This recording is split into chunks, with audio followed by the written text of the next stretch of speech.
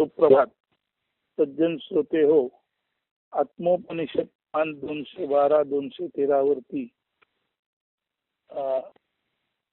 दर्शन साक्षात्कार तत्वज्ञान या अध्यायामध्ये प्रेमरूपे अवघे विश्व कोंडाटले हौसध्वनी येथ गुंजत असे असं काव्य आहे.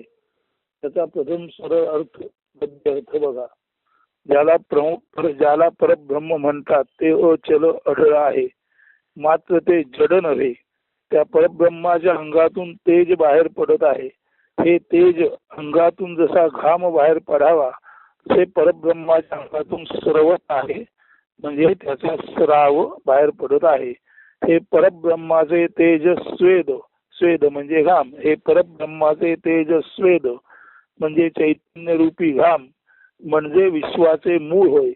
तेच साऱ्यांचे मूळ व कुळ असून अविनाशी व चिरंजीव असे आपले सर्वांचे कुळ आहे. आता हे परब्रह्माच्या अंगातून वाहत असलेले तेज आहे तरी कसे?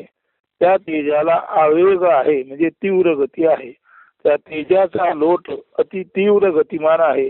हा तेजाचा आवेग सर्व ब्रह्माला झाकोळून टाकणारा आहे. त्यामुळे ब्रह्म दिसत नाही, तेज दिसते. एक तऱ्हेचा सर्वांना कुशीत घेणारा हा प्रेमाचा आवेग आहे. हा प्रेमावेग किंवा तेजाचा आवेग म्हणजे तेजोवेग म्हणजे प्रेमाचा हुंकार आहे. हा प्रेमाचा ध्वनी म्हणजेच ओंकार होय. या प्रेमाने विश्व भरून गेले आहे, कोंदले आहे म्हणजे भरले आहे. सोहम हौसो म्हणजे तो मी आहे किंवा मी तो आहे. सारांश ते परमतत्व किंवा ब्रह्म आणि मी यामध्ये एकवाक्यता आहे. मी म्हणजे द्रष्टा किंवा ब्रह्माचा शोध घेणारा आणि ब्रह्म म्हणजे तो ज्याचा शोध चालू आहे तो. प्रत्येक प्राणी मात्राच्या श्वसनाद्वारे, प्राण्यांच्या हालचालीद्वारे, श्वास उच्छ्वासाद्वारे सोमहंसोचा जप निरंतर चालू आहे. याला हंसध्वनी म्हणतात. तो येथे असं म्हणतात सतत गुंजत आहे. या प्रेमरूप ब्रह्मानेच आपल्या तेजाद्वारे जीवनास आणि जीवाना जन्म दिला आहे. त्याने नाट्य मंचावर रंगभूमीवर नाट्य रंगविण्यासाठी, काही निश्चित भूमिका निभावण्यासाठी त्यांना म्हणजे तुम्हा आम्हाला नट बनवून पाठवले आहे. खरे तर फार थोड्या काळासाठी त्यांनी म्हणजे या नटाने म्हणजे तुम्ही आम्ही येथे विश्वाच्या रंगमंचावर राहून आपली भूमिका नीट वटवायची आहे. येथेच खरी अडचण आहे. हे जीव किंवा ही माणसे किंवा नट आपल्या मूळ किंवा कुळाला विसरले आहेत. नटेश्वराला, तुम्ही आम्ही सर्व नट आहोत आणि आपला निर्माता नियंता ईश्वर आहे, त्याला नटेश्वर म्हणतात.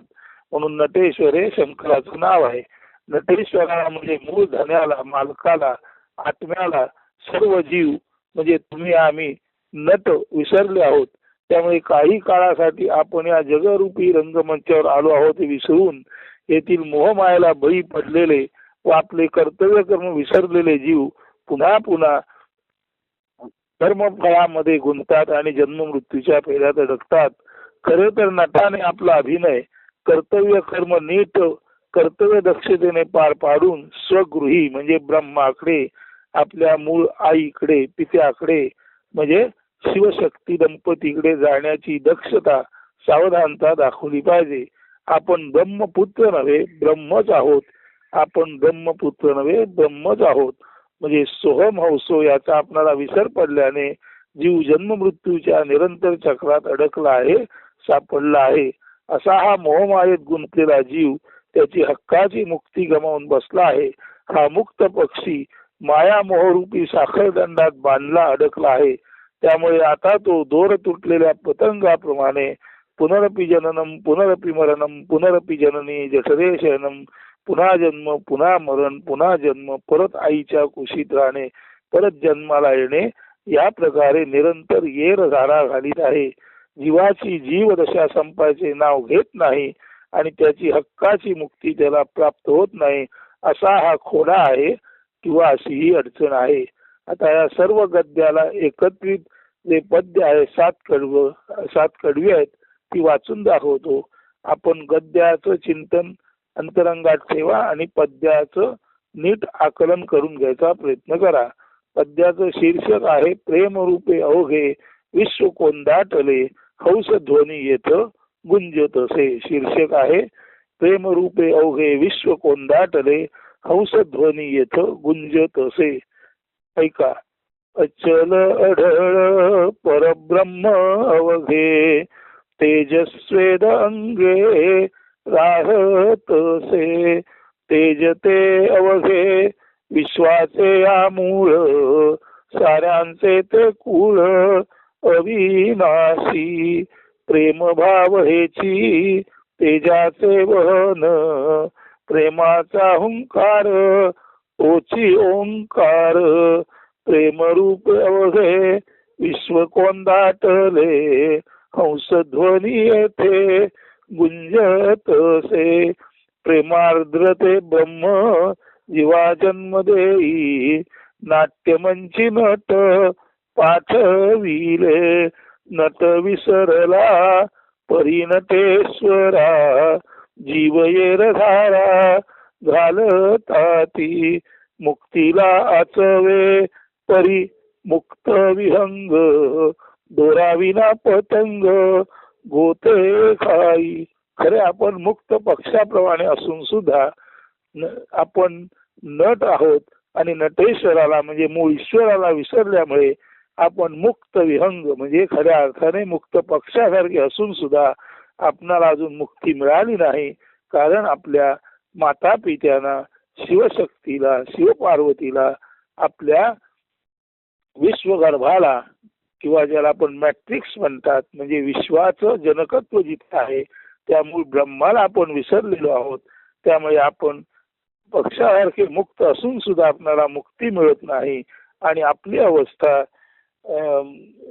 दोरी तुटलेल्या पतंगासारखी झाली आहे आणि पुन्हा पुन्हा आकाशात वर आणि जमिनीवर खाली असे आपण गोते घेत आहोत. यालाच आकाश ते भूमी भूमी ते आकाश या गोते खायाला जन्म मृत्यूचं कधी न थांबणार चिरंतर यातना चक्र म्हणतात. आणि अशा या चिरंतर यातना चक्रात आकाशावरून भूमीवर आणि भूमीवरून आकाशात आपण तसे फिरत आहोत. जसं पतंगाचा दोर तुटावा आणि पतंग आकाशातून जमिनीवर यावा. जमिनीवर आला की परत ब्रह्माची दोरी त्याला लागावी परत तो आकाशात जावा. परंतु पतंगाने आपली दोरी आपलं मुख्य सूत्र ब्रह्मसूत्र विसरल्यामुळे आपलं हे येण्या जाण्याचं चिरंतन यातना चक्र चालू आहे. म्हणून जो कोणी मुळाला विसरला नाही त्याला ताबडतोब याची देही याची रोळा मुक्तीचा अनुभव घेता येतो. अस्तु. धन्यवाद.